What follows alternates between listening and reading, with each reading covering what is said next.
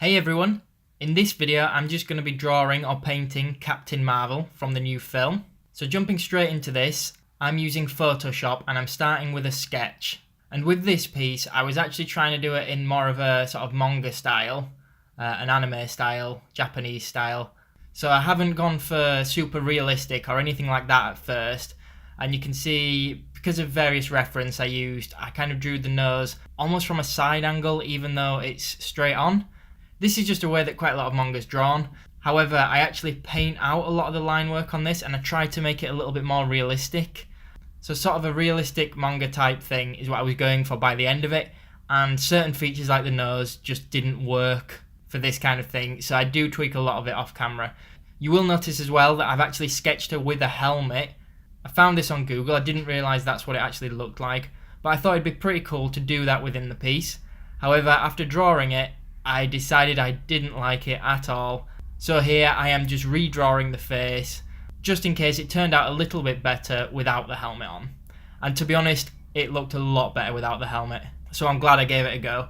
And for those of you that are wondering, the brush that I'm using at this point is just a sketch pencil brush that I made. I've got a video on that, or you can purchase that on my Gumroad page. So I'll put a link to that in the description box below. It's also worth noting that the brush I actually used to paint her with later is also the same sketch brush. I just made it a bit bigger and played around with the settings. Anyway, once I was happy with the sketch, I then decided I would go in with a really basic background. Now, I am absolutely terrible at painting backgrounds, but this one was relatively easy to do, and I am only using the actual poster for Captain Marvel for this. So I wasn't making too much of this up off the top of my head or anything like that. It was almost like a photo study but changing the style. I kept this background really rough, nothing too fancy, it didn't take too long. I got a little bit lucky with it though because it actually did turn out alright. I guess clouds are not the hardest thing ever to paint. I was really just going for a cloudy effect with different hues in the background, but yeah, I was pleased with the way that turned out actually. And then I just go in and blur it a little bit. So once I had the background sorted, I just go in and I block in the face and the hands, basically anywhere where the skin tone is on show. And from there, I'm just going in and adding a few shadows. You might notice I tried to add a little bit of purple within the shadows as well. I was just playing around with things like that really though, trying new techniques, seeing how it'd look. And then of course just painting in the other features such as the lips and the eyes. I did have quite a lot of difficulty with the face because although I liked the initial sketch, once I painted over it, I didn't feel that it looked right. So you might notice it changes a little bit throughout the video because I do tweak it off camera. And the reason I used the sketch brush for a lot of this video was to actually give it a more textured effect to it.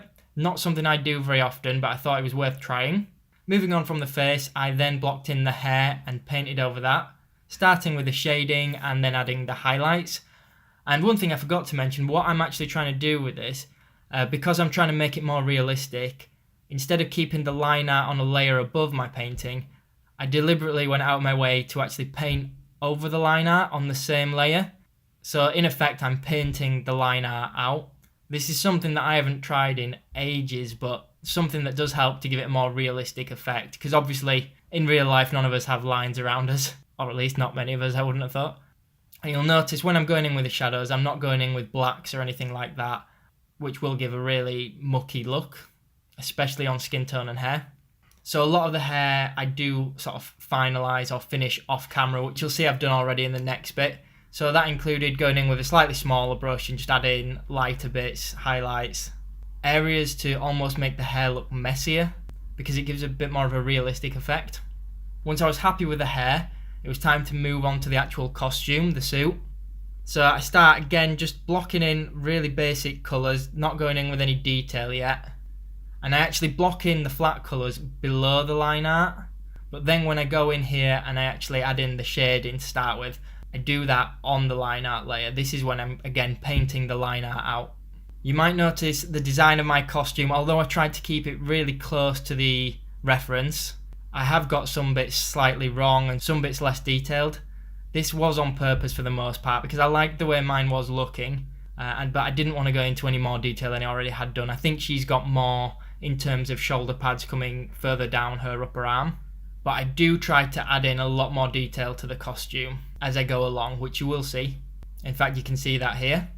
You might notice I've got some bits where I've done almost like a dotted effect. to make it look like there's maybe a thread there or something. Again, that is the same brush, it's the pencil sketch brush, but I just added a little bit of spacing to it. Just playing around with different things to see what would work. Part of me wishes that I had have just stuck with doing line art for this, sort of clean line art, and blocking in colours, maybe even just doing cell shading. I did like the way this turned out, don't get me wrong, but it probably ended up taking me like, I don't know, maybe 12 hours. But I am pretty slow at drawing and painting. I did really enjoy painting in the golden bits though. Without reference I would have really struggled. But because I had the reference handy, it was quite easy to paint this, and it really added quite a lot to it. Gave it a really nice effect and made it look a lot more detailed. And I do keep touching them up off camera as well. If I would have recorded the entire process, you would all be asleep by now, if you're not already. And once I'd got the bulk of the body finished, all the detail and everything like that added on, I then had to move down to her belt and lower half. To be completely honest, I was getting a little bit bored of this piece by now, and I started actually creating one side and duplicating it, and I did try to tweak it so it's not too symmetrical, but it did save quite a bit of time. And before I forget, this black outline that I've put on isn't actually going to be there when I save it. I was just drawing this so that I had a rough idea of where I was going to crop it to afterwards. You'll also see that I haven't done any detail or anything like that on her forearms yet, or her hands or anything like that.